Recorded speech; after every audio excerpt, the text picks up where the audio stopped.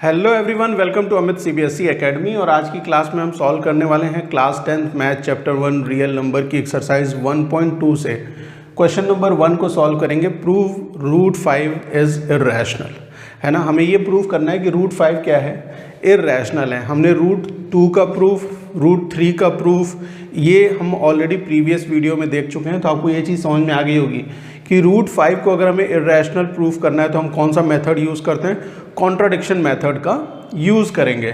Contradiction method क्या कहता है कि अगर आपको ये प्रूफ करना है कि ये इर्रेशनल है तो आप मान लीजिए कि रूट 5 क्या है, एक रैशनल नंबर है। तो हम सबसे पहले क्या करेंगे, हम लेट करेंगे, let root 5 is rational number, है ना। हमने ये मान लिया कि रूट 5 क्या है, रैशनल नंबर है। क्लियर। अच्छा, अगर रूट 5 रैशनल नंबर है तो रूट 5 को हम लिख सकते हैं, रूट 5 को लिख सकते हैं हम a बाई बी के फॉर्म में।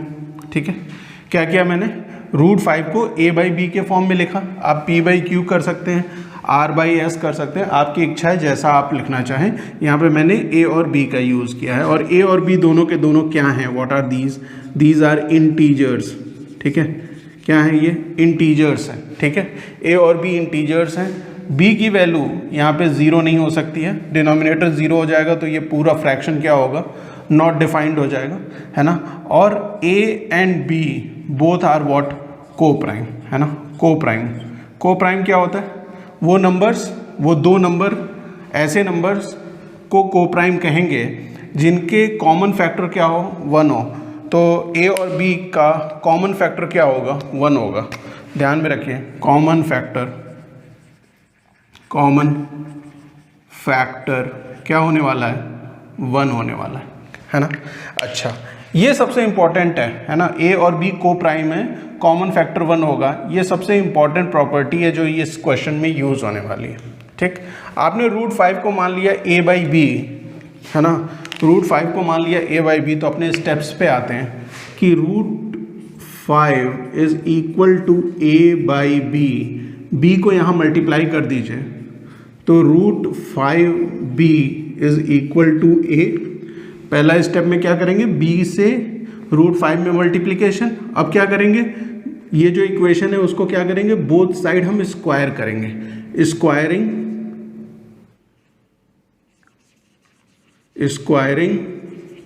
बोथ साइड, है ना।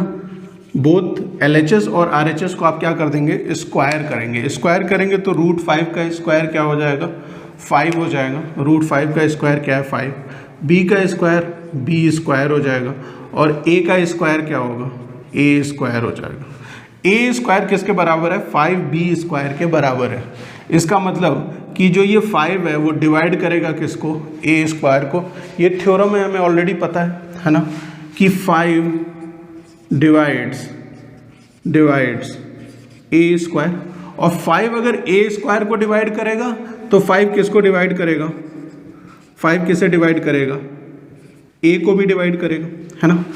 भाई थ्योरम क्या कहता है कि अगर एक प्राइम नंबर है वो a स्क्वायर मतलब किसी नंबर के स्क्वायर को डिवाइड कर रहा है तो वही प्राइम नंबर उस नंबर को भी डिवाइड करेगा।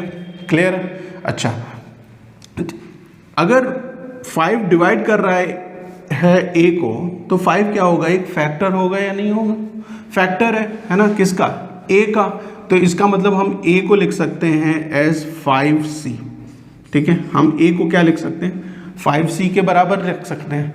ये इक्वेशन अगर 1 है तो ये a को जो हमने 5c माना है, ठीक है, इक्वेशन को जो a को जो 5c माना है, इस 5c को यहाँ पुट कर देंगे a की जगह पे। तो हम लिखेंगे यहाँ पे putting the value of a in equation 1, है ना। इक्वेशन 1 में a की वैल्यू पुट कर रहे हैं, तो जरा पुट कर दीजिए a की वैल्यू 5c यहाँ पे। तो ये क्या हो जाएगा, देखिए 5b square is equal to 5c का whole square. 5b square as it is रहेगा और ये 5 का स्क्वायर 25 होता है और c का स्क्वायर c स्क्वायर होगा। 5 से ये 25 5 टाइम्स, तो ये B square is equal to 5c square आ जाएगा। ठीक है, बी स्क्वायर किसके बराबर है? 5c स्क्वायर के बराबर है।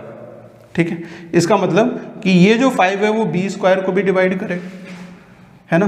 5 डिवाइड्स बी स्क्वायर, और अगर 5 बी स्क्वायर को डिवाइड कर रहा है तो 5 जो है डिवाइड करेगा बी को भी, है ना। थ्योरम है ये, है ना, थ्योरम है। तो अच्छा मुझे एक चीज़ बताइए, यहाँ पे 5 डिवाइड कर रहा है ए को, ठीक है, यहाँ पे 5 डिवाइड कर रहा है ए को, यहाँ पे 5 डिवाइड कर रहा है बी को, तो 5 ए और बी का कॉमन फैक्टर हो जाएगा कि नहीं हो जाएगा, है ना। A and B has 5 as its common factor, है ना भाई। ए से 5 से ए डिविजिबल है, 5 से बी डिविजिबल है, तो 5 ए और बी के फैक्टर्स हैं। तो मैंने यही चीज़ लिखी कि A and B has 5 as its common factor. और अभी आपने यहाँ पे क्या माना था, देखिए व्हाट यू हैव टेकन कि ए एंड बी आर को प्राइम, तो इनके जो कॉमन फैक्टर होंगे वो क्या होंगे? 1 होंगे। तो ये जो रिजल्ट आया है कि A and B has 5 as its common factor, तो ये क्या कर रहा है? कॉन्ट्राडिक्ट कर रहा है इस फैक्ट को कि ए बी क्या है? को प्राइम है। This contradict